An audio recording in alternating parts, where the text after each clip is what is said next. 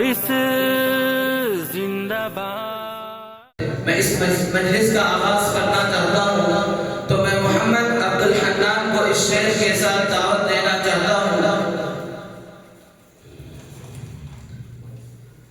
قرآن کی تلاوت سے آغاز ہو محفل کا، قرآن کی تلاوت سے آغاز ہو محفل کا، مل جائے ہمیں راستہ اس نور سے محفل کا، موصوف آئے اور کلام اللہ سے مجلس کا آغاز کرے۔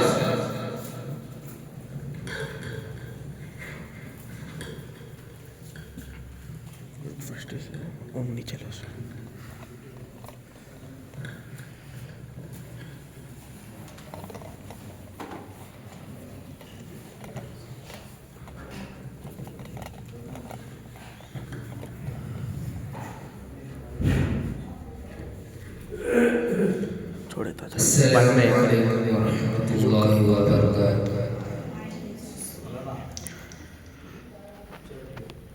اعوذ باللہ من الشیطان الرجیم،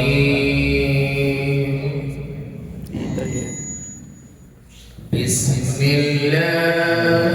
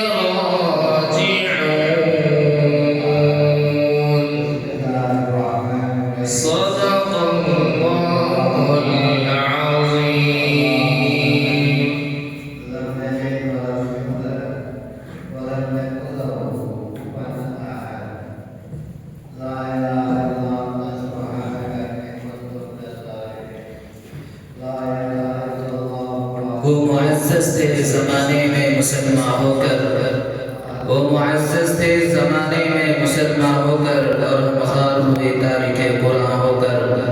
ماشاءاللہ موصوف آئے تھے اور کلام اللہ سے مجلس کا آغاز کر رہے تھے۔ اللہ تعالیٰ سے دعا کریں کہ اللہ تعالیٰ موصوف کو اللہ تعالیٰ مستقبل کا بہترین قاری بنائے۔ اس کے بعد رب کریم کی تعریف کے بعد اگر کوئی ذات لائق تعریف و توصیف کے لائق ہے تو میرے اور آپ کے آقا حضرت محمد مصطفیٰ صلی اللہ علیہ وسلم کی ذات گرامی ہے۔ کسی شاعر نے کیا خوب کہا ہے، نہ آدم نہ یوسف نہ موسیٰ نہ عیسیٰ، نہ آدم نہ یوسف نہ موسیٰ نہ عیسیٰ، محمد نہ ہوتے تو کچھ بھی نہ ہوتا۔ تو اللہ کے نبی صلی اللہ علیہ وسلم کی شان میں گناہ عقیدت پیش کرنے کے لیے محمد سعید سلمہ کو دعوت دے رہا ہوں کو مصروف آئے اللہ کے نبی صلی اللہ علیہ وسلم کی شان میں گناہ عقیدت پیش کرے۔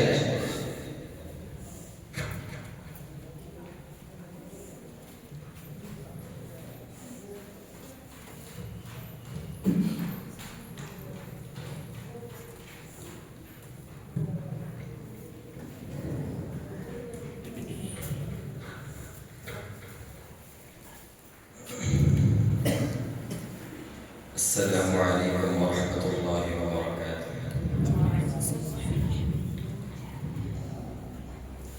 صاحب قرآن آپ ہیں،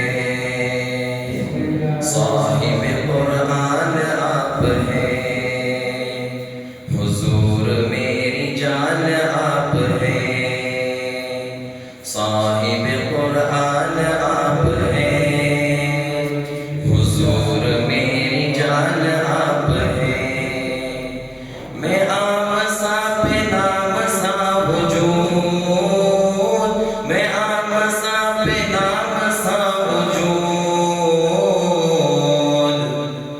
میری تو پہچان آپ ہیں، حضور میری شان آپ ہیں، صاحب قرآن آپ ہیں، حضور میری جان آپ ہیں، کرے جو گمراہوں کی رہبری، کرے جو گمراہوں کی رہبری،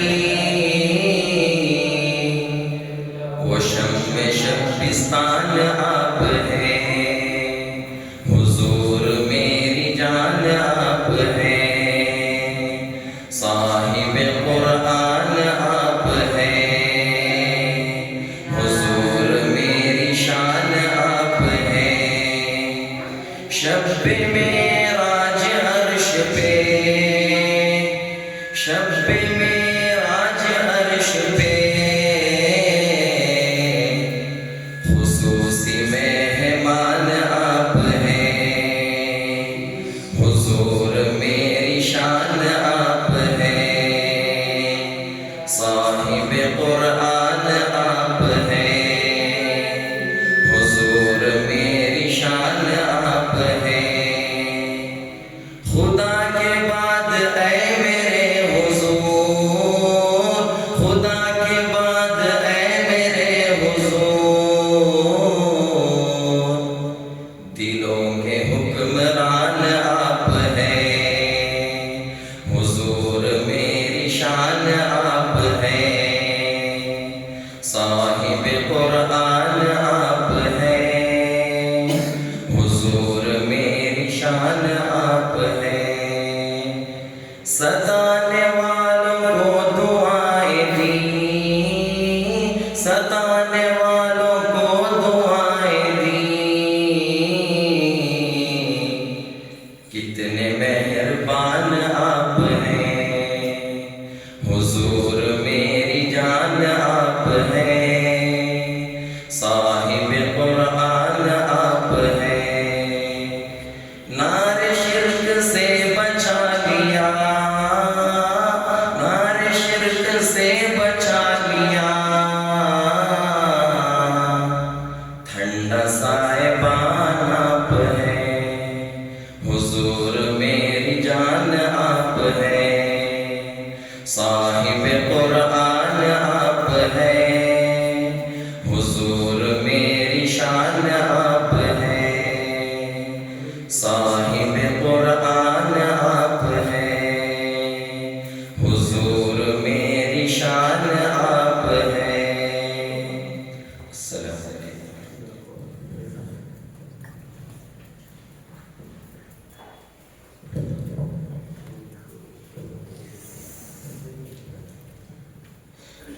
یہ پھول نہ ہوتا تو کلیوں کا تبسم بھی نہ ہوتا، یہ پھول نہ ہوتا تو کلیوں کا تبسم بھی نہ ہوتا، یہ گل نہ ہوتا تو بلبل کا ترنم بھی نہ ہوتا۔ تو ماشاء اللہ موصوف آیت ہے اللہ کے نبی کی شان میں گلہ عقیدت پیش کر رہے تھے۔ اللہ تعالیٰ سے دعا کرے کہ اللہ تعالیٰ موصوف کو جزائے خیر عطا فرمائے۔ اس کے بعد میں اپنے اصل مقصد کی طرف رجوع ہوتا ہوں جس کے لیے مجلس کا آغاز کیا گیا ہے۔ تو میں آپ کو تقریر و خطابت کے میدان میں لے کر چلتا ہوں۔ تو اس مجلس کی سب سے پہلی کڑی محمد عبداللہ کو ایمان کے بعد دین میں سب سے بڑی اور سب سے اہم عبادت جو ہے وہ نماز ہے۔ اللہ تعالیٰ نے نماز کی اتنی تاکید فرمائی کہ قرآن میں اللہ تعالیٰ نے 109 مقامات پر نماز کا ذکر فرمایا، اور کل قیامت کے دن اللہ تعالیٰ سب سے پہلے نماز کا حساب لیں گے۔ اول ما یحاسب به العبد یوم القیامہ، سب سے پہلے قیامت کے دن اللہ تعالیٰ نماز کا حساب لیں گے۔ اس کے نماز اچھی ہوگی اور باقی تمام اعمال صحیح ہوں گے۔ تو چلیے میں نماز کی فضیلت کے عنوان پر روشنی ڈالنے کے لیے محمد عبداللہ کو اس شہر کے ساتھ دعوت دینا چاہتا ہوں۔ پڑھ نماز بن جگانا نہ کر کوئی بہانہ، پڑھ نماز بن جگانا نہ کر کوئی بہانہ، اس میں تیری جنت ورنہ دوزخ ہے تیرا ٹھکانہ۔ موصوف آئے اور نماز کی فضیلت پر روشنی ڈالے۔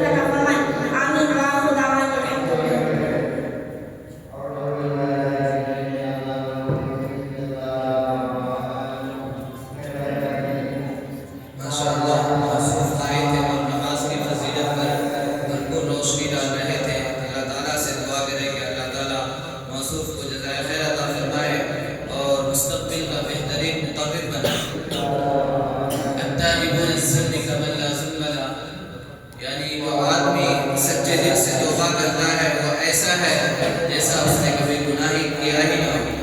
اگر گنہگار کو احساس ہو جائے کہ توبہ کی لذت اور فرحت گناہ کی لذت سے کہیں زیادہ ہے تو وہ توبہ کے لیے اس سے زیادہ جلدی کرے جس طرح وہ گناہ کے لیے جلدی کرتا ہے۔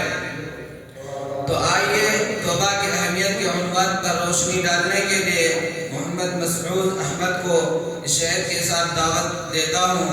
توبہ کی امید پر ہو چکے بہت گناہ یارب، توبہ کی امید پر بہت گناہ ہو چکے یارب، مہلت تو مل رہی ہے توفیق بھی عطا کر۔ موصوف آیت توبہ کی اہمیت پر بھرپور روشنی ڈالیں۔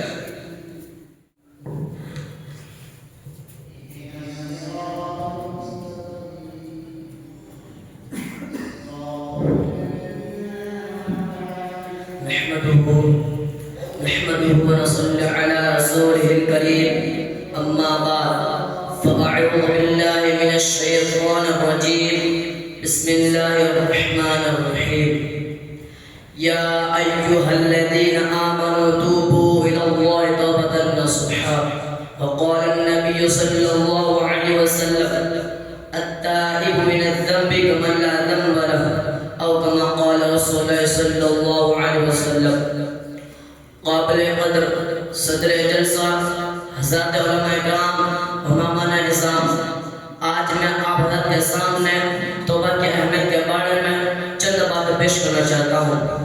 بزرگوں اور دوستوں، قرآن اور حدیث میں توبہ کی بڑی تاکید آئی ہے۔ ایک حدیث میں آیا کہ آپ صلی اللہ علیہ وسلم نے فرمایا التائب من الذنب کمن لا ذنب له، گناہ سے توبہ کرنے والا ایسا گویا ہے کہ اس نے کوئی گناہ کیا ہے نہیں۔ اور ایک حدیث میں آیا کہ خدا اپنے گناہگار بندے کی توبہ سے بہت خوش ہوتا ہے، اس شخص سے زیادہ خوش ہوتا ہے جو اونٹ پر سوار کر سفر میں جا رہا ہو اور سارا سامان اونٹ پر لادا ہو، دور راستے میں چلتے چلتے تھک کر آرام کے رکا اور نیند لگ گئی۔ جب نیند سے بیدار ہو تو دیکھا کہ اونٹ غائب ہے۔ اب فکر میں ادھر بھاگتا ہے ادھر بھاگتا ہے، کہیں بھی اونٹ نظر نہیں آتا، دور دور تک کسی چیز کا انتظار نہیں، اب زندگی سے مایوس ہو کر موت کے انتظار میں لیٹ جاتا ہے۔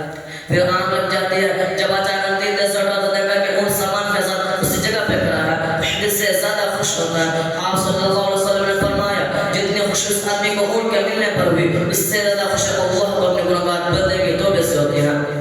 بزرگوں اور دوستوں، خدا بڑا رحیم و کریم ہے، خدا کی رحمت بہانے ڈھونڈتی ہے، اس لیے سچی پکی توبہ کرنا ہے۔ ایک حدیث میں آیا کہ آپ صلی اللہ علیہ وسلم کی خدمت میں چند مرد عورتیں قریب بن رہا ہے۔ ایک عورت پریشان بھاگتی پھر رہی تھی، اس کا ایک بچہ گم گیا جس کی یاد ہوتا ہے کبھی اس بچوں کو پیار کرتے کبھی اس بچوں کو پیار کرتے۔ جب حضور صلی اللہ علیہ وسلم نے اس عورت کی حالات کو دیکھا تو صحابہ سے فرمایا کہ بتاؤ یہ عورت اپنے بچوں کو آگ میں ڈالے گی؟ صحابہ نے جواب دیا ہرگز نہیں۔ آپ صلی اللہ علیہ وسلم نے فرمایا اللہ تعالیٰ اپنی متوں میں سے بھی زیادہ مہربان ہے۔ ایک حدیث میں آیا کہ اللہ تعالیٰ اپنی رحمت کو 100 حصوں میں تقسیم کیا اور 100 حصوں میں سے ایک حصہ مخلوق کو دیا، اس زمین کے جانداروں میں، اور ماں کی ماں خدا کی رحمت کے 10 سے بھی کم ہے۔ اس لیے کسی بزرگ نے ترجمہ نہیں کیا ہے اے میرے بندے میرے در اور میری چوکھٹ میں نا امیدی نہیں ہے، اے میرے بندے میرے در اور میری چوکھٹ میں نا امیدی نہیں ہے۔ اگر تو نے 100 بار بھی دعا کر توڑ ڈالا ہے تو کوئی بات نہیں، آجا آجا آجا اپنے سامنے آنسو کا ہے، دیکھ دعا مانگ کے دیکھ، دیکھ دعا مانگ کے دیکھ، سچی توبہ کر کے دیکھ۔ اے میرے بندے تیرے آنے میں دیر ہے، میرے معاف کرنے میں دیر نہیں۔ غرض توبہ خدا کے فرض ایک نعمت ہے، اس لیے کہ بندے سارے گناہ کو توبہ کے ذریعہ معاف کر سکتا ہے۔ بزرگوں دوستوں، توبہ ولایت کا بنا سینہ ہے، توبہ گناہوں کی غلط سے پاک ہونے کے آب زمزم ہے، توبہ سے تمام پریشانیاں دور ہوتی ہیں، تو تمام نبیوں کا شفا ہے، تو اولیاء اللہ کا سیور ہے، تو روح کو زنگ دور کرتا ہے، تو دجال کو بند کرتا ہے۔ غرض توبہ کی بڑی اہمیت آئی ہے۔ اللہ تعالیٰ ایسا دعا کرے کہ اللہ تعالیٰ ہم سب کو مرنے سے پہلے سچی پکی دعا کرنے کی توفیق عطا فرمائے، آمین۔ وآخر دعوانا ان الحمد للہ رب العالمین۔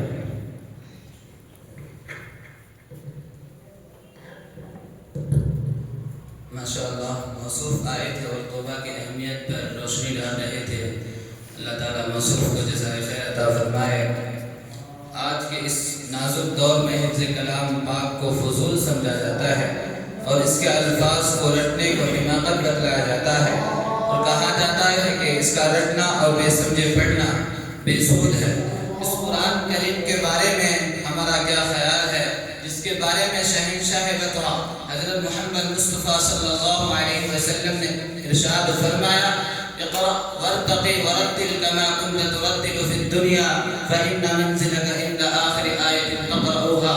کل قیامت کے دن اللہ تعالیٰ حافظ قرآن سے کہیں گے کہ قرآن پڑھتا جا اور جنت کے درجوں پر چڑھتا جا اور ٹہر ٹہر کر پڑھ، جس طرح دنیا میں ٹہر ٹہر کر پڑھا کرتا تھا. تیرا مقام اور ٹھکانہ وہی ہے جہاں تو آخری آیت پر پہنچے. تو آئے تو فضیلت قرآن پر روشنی ڈالنے کے لیے میں محمد ثاقب کو اس شعر کے ساتھ دعوت دے رہا ہوں.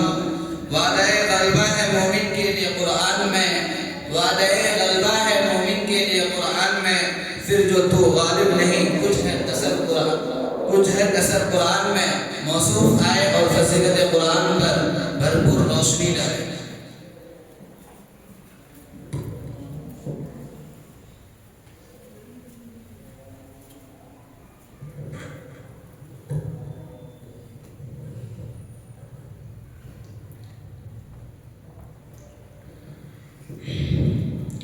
السلام علیکم ورحمۃ اللہ وبرکاتہ.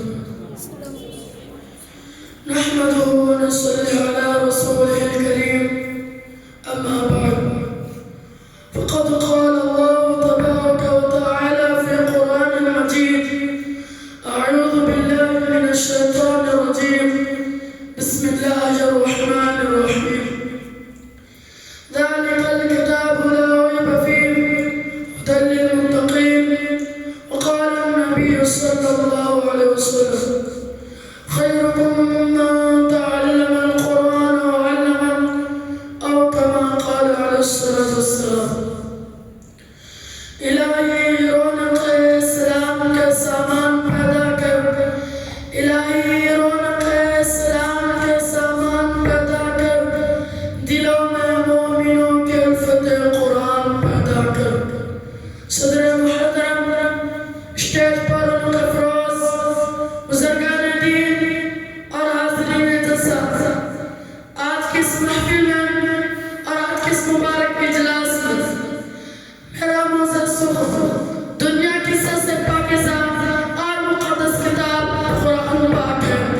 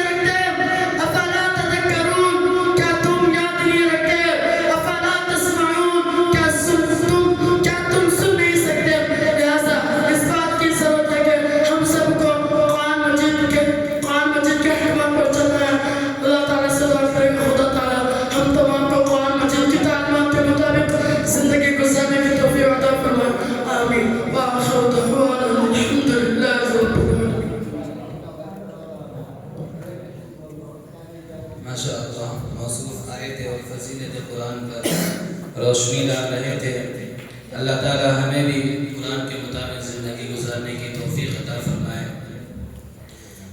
اللہ کے نبی صلی اللہ علیہ وسلم ہر وقت امت کی فکر میں رویا کرتے تھے، راتوں رات اپنی امت کی فکر میں رویا کرتے تھے۔ حدیثوں میں آتا ہے کہ اللہ کے نبی صلی اللہ علیہ وسلم اتنا روتے تھے جس طرح چولہے پہ ہنڈی میں جب کھانا پکتا ہے کیسی آواز آتی، اسی طرح جب اللہ کے نبی صلی اللہ علیہ وسلم روتے تھے ایسی آواز آتی تھی۔ ایک مرتبہ حضرت جبرائیل علیہ السلام اللہ کے نبی صلی اللہ علیہ وسلم کے پاس آتے ہیں اور کہتے ہیں کہ آپ اتنا کیوں روتے ہیں؟ تو اللہ کے نبی صلی اللہ علیہ وسلم حضرت جبرائیل علیہ السلام سے فرماتے ہیں نہ جانے اللہ تعالیٰ قیامت کے دن میرے امت کے ساتھ کیا معاملہ کریں گے۔ تو حضرت جبرائیل علیہ السلام حضور صلی اللہ علیہ وسلم کے ہاتھ پکڑ کر ایسے قبرستان کے پاس لے کر جاتے ہیں جہاں مومن اور کافر دونوں طرح کے مردے مدفون تھے۔ حضرت جبرائیل علیہ السلام ایک مومن کے قبر پر ہاتھ مارتے ہوئے کہتے ہیں بِإِذْنِ اللَّهِ، مردہ جو ہی آواز سنتا ہے قبر سے باہر آتا ہے اس حال میں کہ اس کا چہرہ روشن تھا اور منہ سے کلمہ توحید لا الہ الا اللہ محمد رسول اللہ کی آواز آ رہی تھی۔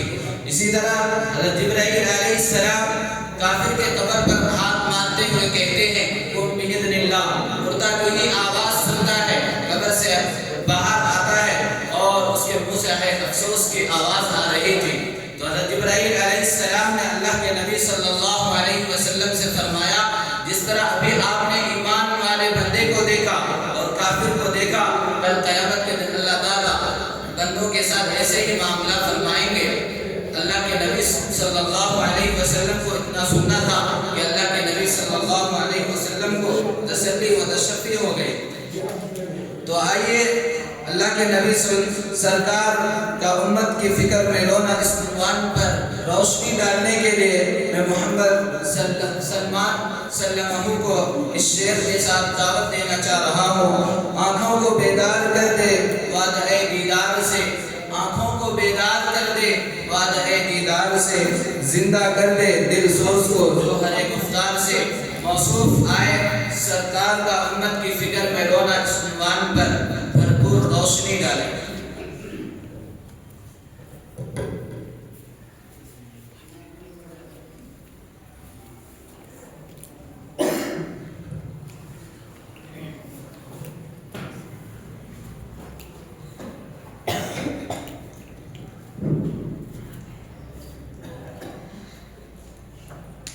السلام علیکم ورحمۃ اللہ وبرکاتہ۔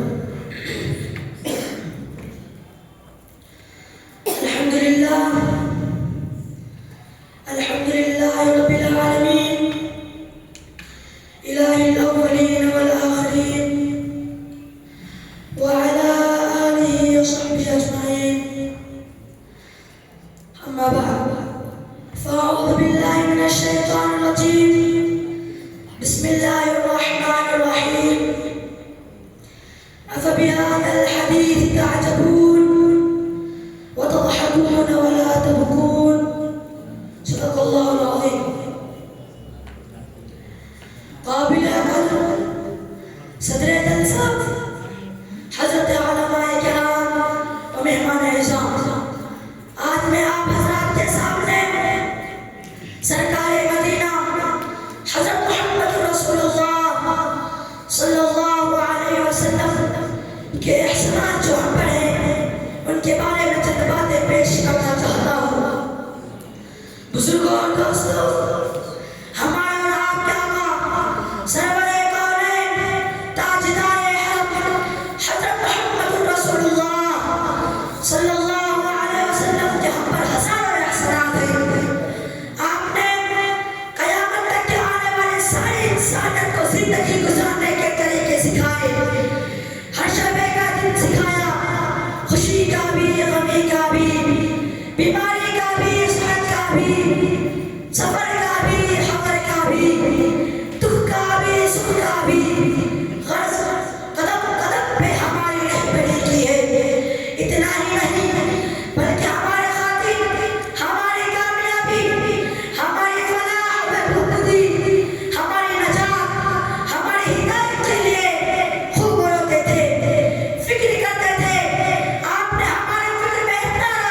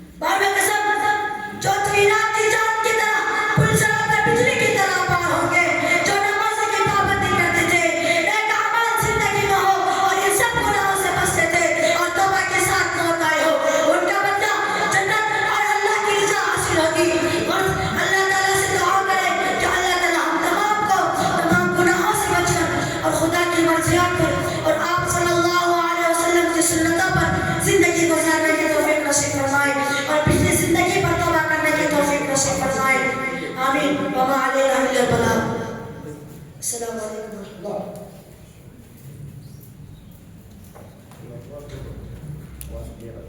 ماشاءاللہ موصوف آئے تھے سرکار کا امت کی فکر میں بنا اس عنوان پر روشنی ڈال رہے تھے. اللہ تعالیٰ موصوف کو جزائے خیر عطا فرمائے. اور میں آپ لوگوں کے درمیان چستی اور فرحت بخشنے کے لیے میں ایسے شاعر کو دعوت دینے جا رہا ہوں. وہ آئے محمد سعد کو اس شعر کے ساتھ دعوت دینے جا رہا ہوں. آنکھوں کو بیدار کر دے والے دیدار سے، زندہ کر دے دل سوز کو جو ہر گفتار سے. موصوف آئے اور اللہ کے نبی کی شان میں گلہائے عقیدت پیش کرے. لائے تشریف دنیا میں خیر الورا، حق و باطل ہوا آمنے سامنے. لائے تشریف دنیا میں خیر الورا، حق و باطل ہوا آمنے سامنے. کفر اب شرم سے منہ چھپانے لگے، آئے جب مصطفیٰ آمنے سامنے.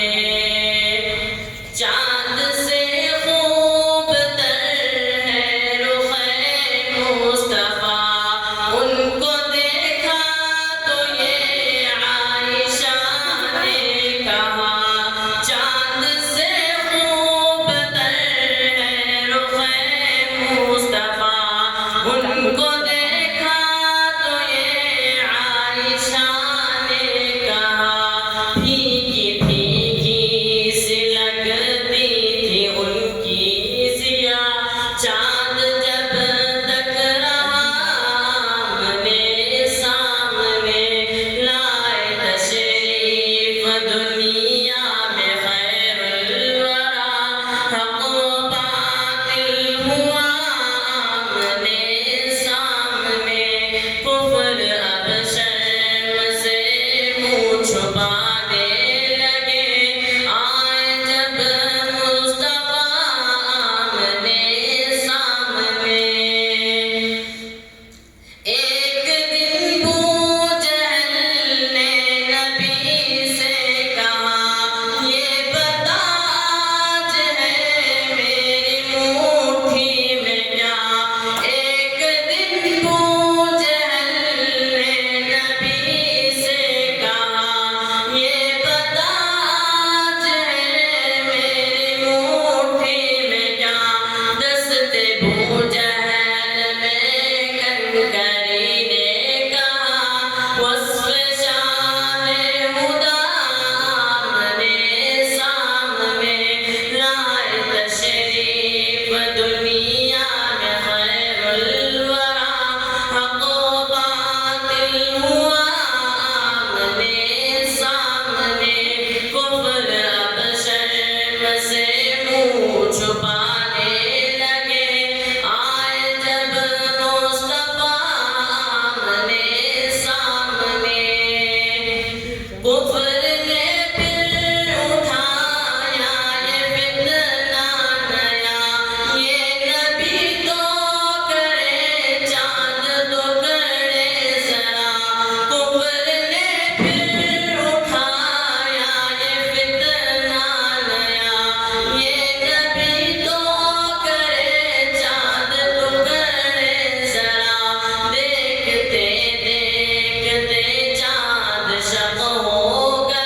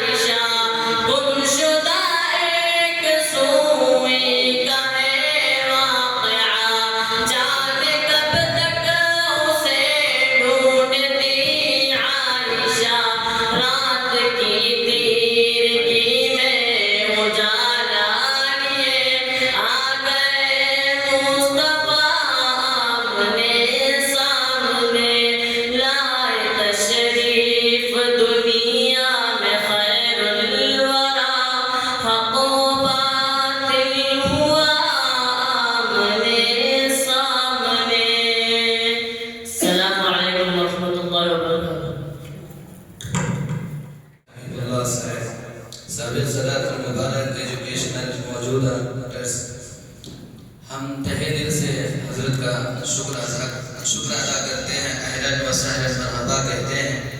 اللہ تعالیٰ حضرت کی عمر میں برکت عطا فرمائے اور صحت و تندرستی عطا فرمائے۔ رسول اکرم صلی اللہ علیہ وسلم سے عشق و محبت میں کمال کو پہنچنے والے علماء حق میں امام غزالی، جنید بغدادی، ان حضرات کا نام آتا ہے، اور حضرت قاسم نانوتوی رحمۃ اللہ علیہ کے بارے میں آتا ہے کہ اللہ کے نبی صلی اللہ علیہ وسلم کے جب اللہ کے نبی کے گھر کی زیارت کرنے کے لیے گئے تھے تو اللہ کے نبی صلی اللہ علیہ وسلم سے 2 میل پہلے ہی اپنے جوتا کو اتار دیتے ہیں۔ تو حضرت کے خادم نے کہا حضرت مکہ یہاں سے تو 2 میل دوری پر ہے، آپ جوتا پہلے ہی اتار رہے ہیں۔ تو حضرت نے کہا کہ میں جوتا اس لیے اتار رہا ہوں کہ نہ جانے میرے نبی کا قدم مبارک کہاں کہاں پڑا ہو، اس لیے میں یعنی قاسم نانوتوی کا استاد جوتا اللہ کے نبی صلی اللہ علیہ وسلم کے قدم مبارک پر پڑ جائے، یہ ہوتا ہے سچا عشق۔ تو اللہ کے نبی صلی اللہ علیہ وسلم کے سچا پکا ہمیں بھی عاشق بنائے۔ تو آئیے عشق نبی صلی اللہ علیہ وسلم کے عنوان پر تقریر پیش کرنے کے لیے محمد ماجد سلمہ کو اس شعر کے ساتھ دعوت دے رہا ہوں۔ سونے والوں کو جگا دے خطبہ اعجاز سے، سونے والوں کو جگا دے خطبہ اعجاز سے، خرمن باطل کو جلا دے شعلہ آواز سے۔ موصوف آئے اور اپنے عنوان پر روشنی ڈالے۔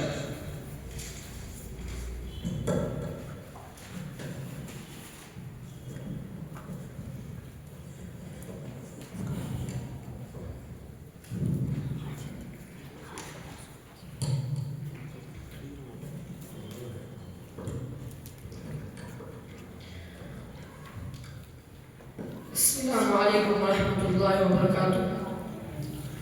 الحمد للہ کفا وسلام علی عبادہ الذین اصطفى، اما بعد فاعوذ باللہ من الشیطان الرجیم، بسم اللہ الرحمن الرحیم۔ قل ان کنتم تحبون اللہ فاتبعونی یحببکم اللہ، وقال النبی صلی اللہ علیہ وسلم من احیا سنتی فقد احبنی ومن احبنی کان معی فی الجنہ، او کما قال رسول اللہ صلی اللہ علیہ وسلم۔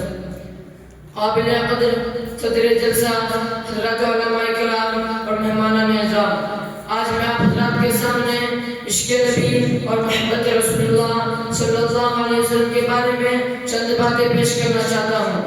بزرگان محترم، امام الانبیاء، محبوب کبریا، تاجدار حرم، سرور کونین جناب محمد رسول اللہ صلی اللہ علیہ وسلم کو خدا نے قیامت تک کی ساری انسانیت کے لیے رحمت بنا کر بھیجا ہے، اور آپ نے اس امت کو سنانے میں اور ہدایت کی راہ پہ ڈالنے میں وہ قربانیاں اور مشکلات برداشت کی ہیں کہ ساری امت بھی اس کا حق ادا نہیں کر سکتی۔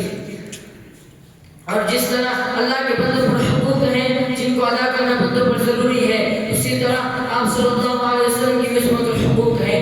ان میں سب سے بڑا حق یہ ہے کہ امت کو آپ سے بے انتہا عشق و محبت ہو اور زندگی کے ہر شعبے میں آپ کی اتباع کی جائے۔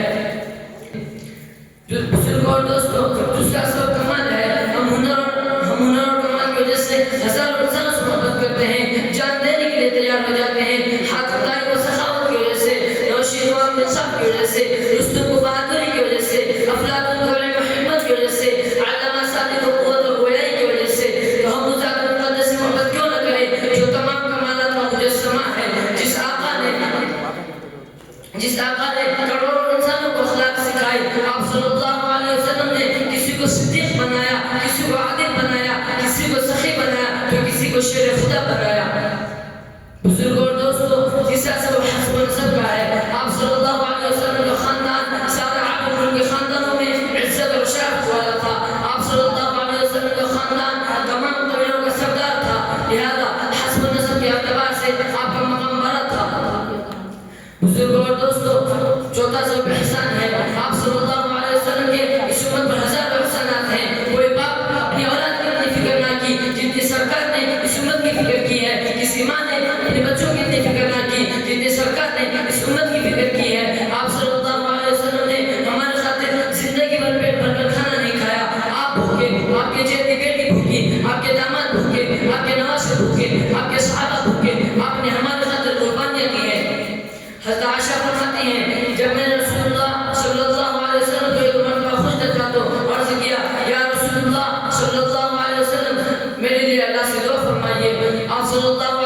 نے ارشاد فرمایا اللهم اغفر لعائشہ ما تقدم من ذنبها وما سبق وما اعلن. اے اللہ عائشہ کے اگلے پچھلے تمام گناہوں کو معاف فرما دیجیے اور ان گناہوں کو بھی معاف فرما دیجیے جو اس نے چھپ کر کیے اور علانیہ کیے. اس دعا کو سن کر میں خوشی میں اتنا ہنسی کہ میرا سر میرے گود سے جا لگا. دوستو اللہ نے ہر نبی کو ایک مخصوص دعا عطا کی تھی. ہر نبی نے ان دعاؤں کو دنیا میں استعمال کر لیا مگر میں اس دعا کو حفاظت سے رکھا ہوں. کل قیامت کے دن حشر کے میدان میں جب میری امت کا حساب و کتاب ہوتا ہوگا اس وقت دعا کر کے اللہ تعالیٰ سے اپنی امت کی مغفرت کرواؤں گا. ذرا اندازہ لگائیں کہ آپ صلی اللہ علیہ وسلم کے حسنات اس امت میں کتنے ہیں. جو ایسے محسن سب سے بڑے خیر خواہ ماں باپ سے زیادہ شفقت کرنے والے جب آپ اتنے خوبیوں کے مالک ہیں تو ہم آپ سے محبت کیوں نہ کریں. فرمایا نبی سے محبت ایمان کا جز ہے, نبی سے محبت مومن کی شان ہے, نبی سے محبت مسلمان کا حق ہے, نبی سے محبت ہدایت کا سبب ہے, نبی سے محبت نجات کا راستہ ہے. ارے سچے عاشق اور صحابہ تھے جنہوں نے نبی کے عشق میں جانیں قربان کر دیے, جو نبی کے اشاروں پر مر مٹتے تھے, جو نبی کے حکم پر جان و مال لٹاتے تھے. ایک روایت میں آیا ہے کہ ابو بکر نے اپنے والد کو ایمان لانے سے پہلے آپ کی شان میں گستاخانہ کلمات کہنے پر ایک تماشا مار دیا تھا. جب آپ صلی اللہ علیہ وسلم کے سامنے کارگزاری سنائی تو آپ صلی اللہ علیہ وسلم نے فرمایا اے ابو بکر تم نے تماشا کیوں مارا؟ کہا اے اللہ کے رسول صلی اللہ علیہ وسلم اس وقت ہاتھ میں تلوار نہیں تھی ورنہ میرے باپ کی گردن اڑا دیتا, اس لیے کہ آپ کی محبت میرے دل میں اتنی ہے کہ آپ کی شان میں ذرا برابر گستاخی برداشت نہیں. ایک صحابی نے آپ کے جسم مبارک سے ملا خود آپ کی محبت میں پی لیا تو آپ نے فرمایا جاؤ جس کے بدلے میں میرا خون جائے اس پہ جانے کی آگ حرام ہے. بزرگوں اور دوستوں صحابہ کے ہزاروں واقعات ہیں جو نبی کے عشق میں پیش آئے. ارے سچے عاشق اولیاء اللہ تھے. حضرت امداد اللہ مہاجر مکی رحمۃ اللہ علیہ جب ان کی عمر 80 سال کی تھی منہ میں ایک دانت بھی نہ تھا, مسواک احترام سے کیا کرتے تھے. کسی نے پوچھا حضرت آپ کے منہ میں دانت نہیں ہے پھر بھی مسواک کرتے ہیں؟ فرمایا میں اپنے دانتوں کے لیے مسواک نہیں کرتا بلکہ میں اپنے آقا کی سنت پر کے مسواک کرتا ہوں. بس اللہ تعالیٰ سے دعا فرمائے کہ اللہ تعالیٰ ہم تمام کو نبی سے سچی پکش کے دل میں بسا کر امت میں جلد پیش کرنے کی دعوت دینے کی توفیق عطا فرمائے. وآخر دعوانا الحمدللہ رب العالمین. میں محمد فرقان صلی اللہ علیہ وسلم کو اس شہر کے ساتھ دعوت دینے جا رہا ہوں. وہ آئے جن کے آنے کی زمانے کو ضرورت تھی, وہ آئے جن کے آنے کی زمانے کو ضرورت تھی, وہ آئے جن کے آمد کے لیے بے چین فطرت تھی, وہ آئے نغمے داود میں, وہ آئے جن کے خاطر مسترد تھی وادی بطحا, وہ آئے جن کے قدموں کے لیے کعبہ ترستا تھا. موصوف آئے اور اپنے عنوان پر روشنی کر.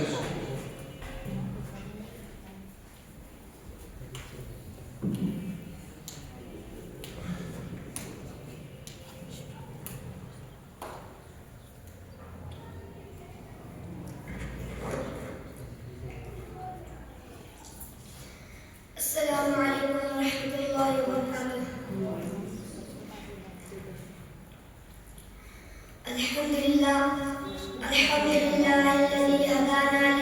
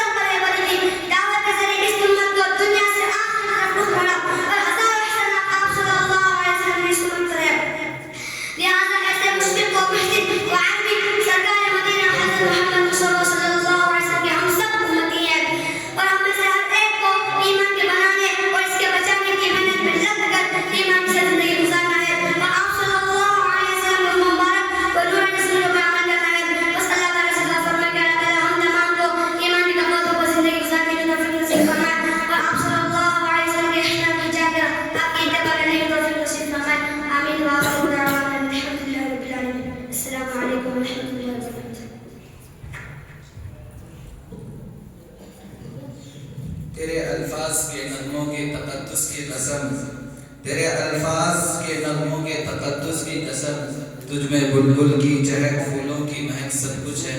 ماشاءاللہ موصوف آئے تھے اور اپنے عنوان پر بھرپور روشنی ڈال رہے تھے۔ موت کا اٹل فیصلہ ہے۔ قرآن کریم میں خود اللہ تعالیٰ فرماتے ہیں کل من علیہا فان، جو کوئی زمین میں ہے فنا ہونے والا ہے۔ تو آئیے اس عنوان پر روشنی ڈالنے کے لیے محمد اصحاب کو اس شعر کے ساتھ دعوت دے رہا ہوں۔ اٹھ اب بزم جہاں کا اور ہی انداز ہے، اٹھ اب بزم جہاں کا اور ہی انداز ہے، مشرق و مغرب میں تیرے دور کا آغاز ہے۔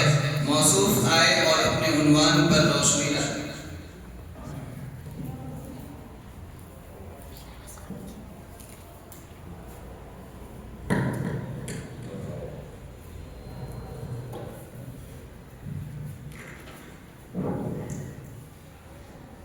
السلام علیکم ورحمۃ اللہ وبرکاتہ۔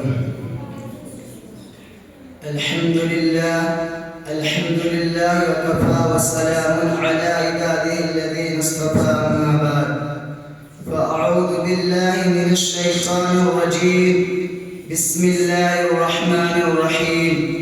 کل من علیہا فان، وقال کل نفس ذائقۃ الموت، وقال النبي صلى الله عليه وسلم كن في الدنيا كأنك غريب أو عابر سبيل، صدق الله ورسوله النبي الكريم۔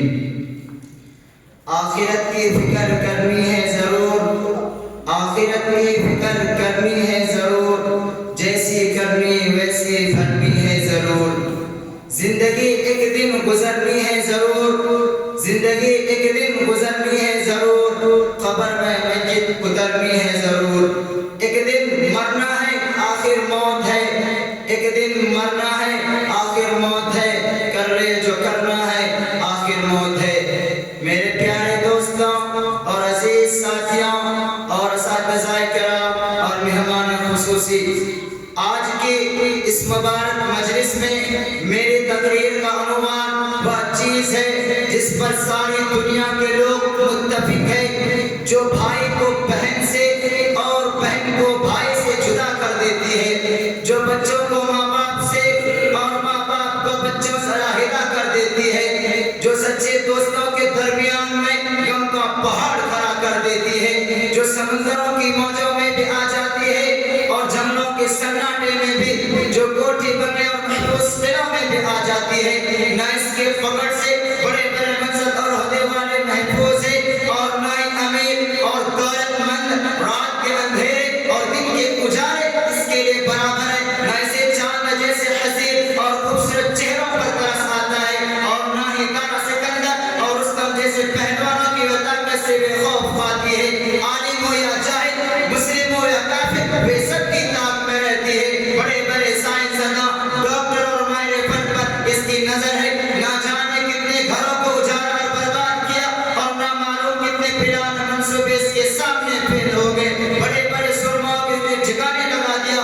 نمرود کی بادشاہت اور قارون کی دولت اور فرعون کا تکبر اس نے خاک میں ملا دیا۔ ہلاک اور چنگیز خان جیسے ظالموں کو بھی نہیں بسا، موسیٰ جیسے کلیم اور ایوب جیسے سابق کو بھی نہیں چھوڑا، ابراہیم جیسے خلیل اللہ اور اسماعیل جیسے ذبیح اللہ کو بھی نہیں چھوڑا، حتیٰ کہ حبیب اللہ محمد رسول اللہ صلی اللہ علیہ وسلم کے سامنے بھی حاضر ہوئی۔ جی ہاں، یہی وہی چیز ہے جسے ہم اور آپ موت کہتے ہیں۔ کسی نے کیا یہ خوب کہا ہے، یہ دنیا دار فانی ہے جو آتا ہے سو جاتا ہے، یہ دنیا دار فانی ہے جو آتا ہے سو جاتا ہے، نہ اس میں انبیاء ٹھہرے نہ اس میں اولیاء ٹھہرے۔ میرے پیارے دوستوں، موت اللہ کا اٹل فیصلہ ہے۔ قرآن کریم میں خود اللہ تعالیٰ فرماتے ہیں کل من علیہا فان، جو کوئی زمین میں ہے فنا ہونے والا ہے۔ نیز فرمایا کل نفس ذائقۃ الموت، ہر جاندار کو موت کا مزہ چکھنا ہے۔ نیز فرمایا قل ان الموت الذی تفرون منہ فانہ ملاقیکم، اے محمد صلی اللہ علیہ وسلم فرما دیجئے کہ بے شک وہ موت جس سے تم بھاگتے ہو ضرور بھی ضرور تم سے ملاقات کرے گی۔ نیز فرمایا اینما تکونوا یدرککم الموت ولو کنتم فی بروج مشیدہ، تم جہاں بھی ہو موت تم کو پکڑ لے گی، اگرچہ تم مضبوط قلعوں میں ہو، رات دن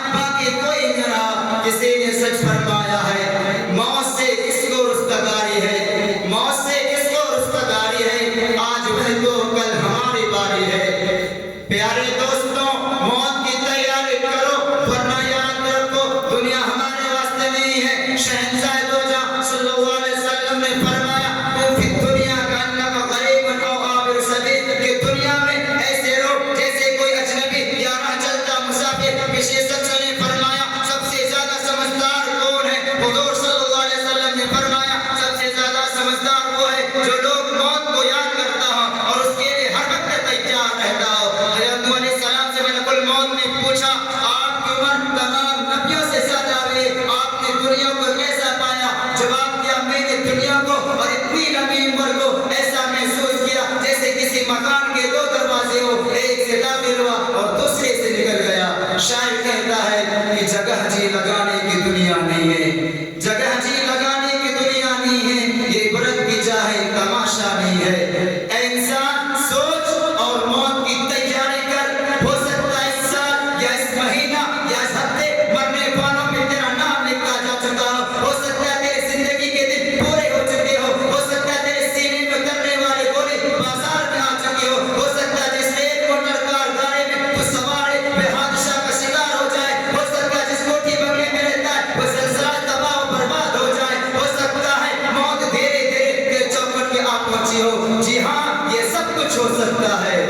آگاہ اپنی موت سے کوئی بشر نہیں, آگاہ اپنی موت سے کوئی بشر نہیں. سامان 100 برس کا پل کی خبر نہیں. مگر اے انسان تو موت سے بے خبر ہے, تیری زندگی مختصر ہے مگر تیرے پلان اور منصوبے اتنے لمبے ہیں تو منوح مل جائے تو پورے نہ ہو پائے. مسلمانوں موت کی تیاری کرو ورنہ یاد رکھو ایک دن وہ ہوگا کہ ایئر کنڈیشن اور نرم اور بستر پر سونے والے مٹی پر سو رہے ہوں گے, روزانہ کپڑے بدلنے والے ہزاروں غبار پڑے ہوں گے, سانپوں سے نہانے والے پر دھول جمی ہوگی, ادرا کر چلنے والے عاجز اور بے بس ہوں گے, تکبر کے بول بولنے والے خاموش پڑے ہوں گے. جی ہاں قبرستان میں سب کا یہ حال ہوگا مگر افسوس افسوس آج کل ہم نے قبرستان کو میلہ بنا لیا ہے. صدیق اکبر رضی اللہ فرماتے ہیں جو انسان بغیر نیک عمل کے قبر میں جا رہا ہے اسے سمجھنا چاہیے کہ دریا میں بغیر کشتی کے جانے اب ڈوبنے کے سوا کوئی چارہ نہیں ہے. حضرات ایک مرتبہ عمر بن عبدالعزیز رحمۃ اللہ علیہ نے قبرستان جاتے ہیں, قبرستان میں ایک الگ جگہ بیٹھ کر سوچنے لگتے ہیں. کہا جاتا ہے اے امیر المومنین سوچنے کی وجہ کیا ہے؟ آپ کی جنازے کا ولی اور ذمہ دار ہے, الگ بیٹھنے کی وجہ کیا ہے؟ وہ کہتے ہیں مجھے قبر نے آواز دی ہے. اے عمر بن عبدالعزیز رحمۃ اللہ علیہ تو مجھ سے یہ نہیں پوچھتا کہ میں آنے والے کے ساتھ کیا معاملہ کرتی ہوں. میں نے اس سے کہا کہ بتائیے. وہ کہتی ہے میں آنے والے کا کفن پھاڑ دیتی ہوں, بدن کے ٹکڑے ٹکڑے کر دیتی ہوں, گوشت کھا جاتی ہوں, کندھوں کو بازوؤں سے لگ کر دیتی ہوں, کلائیوں کو پنجوں سے لگ کر دیتی ہوں, رونوں کو سینوں سے لگ کر دیتی ہوں. یہ کہہ کر عمر بن عبدالعزیز رحمۃ اللہ نے رونے لگتے ہیں.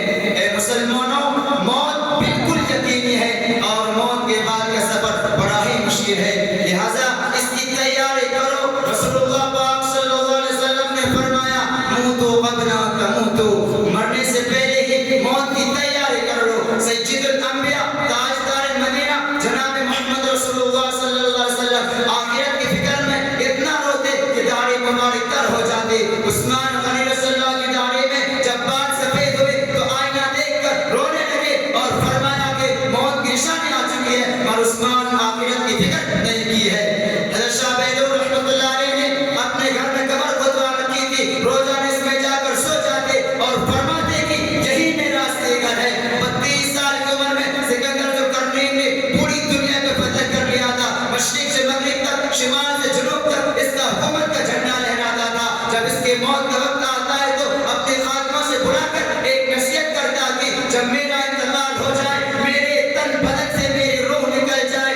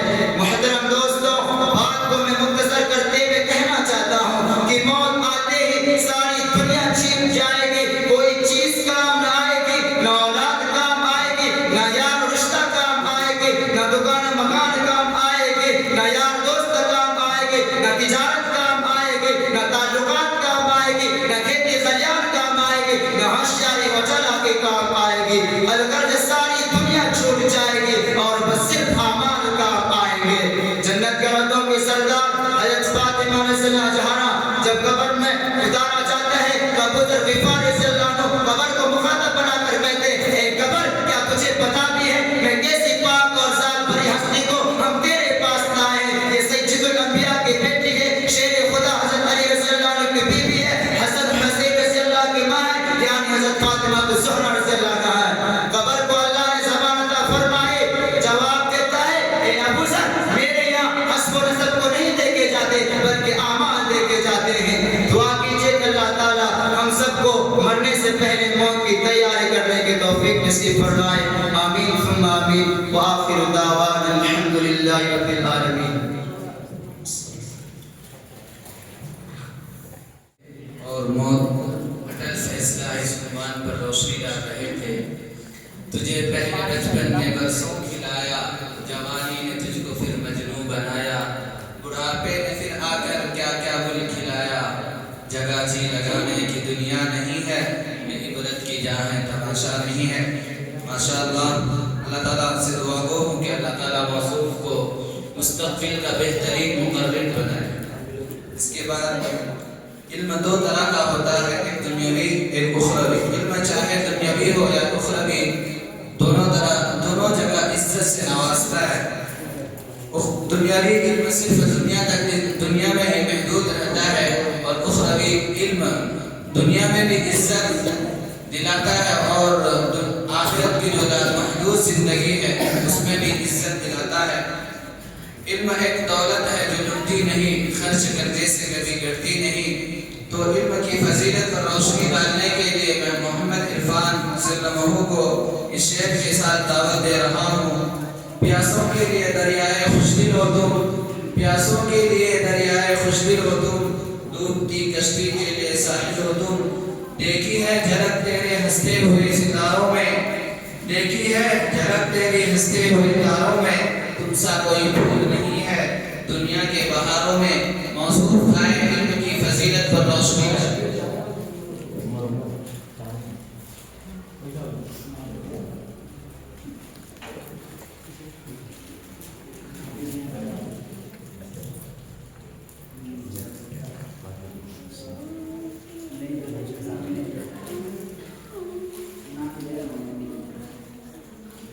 السلام علیکم ورحمۃ اللہ وبرکاتہ۔ الحمدللہ رب العالمین، والصلاة والسلام علی سید الانبیاء والمرسلین وعلی آلہ واصحابہ اجمعین، اما بعد فاعوذ باللہ من الشیطان الرجیم، بسم اللہ الرحمن الرحیم۔ قل هل يستوي الذين يعلمون والذين لا يعلمون صدق الله العظيم۔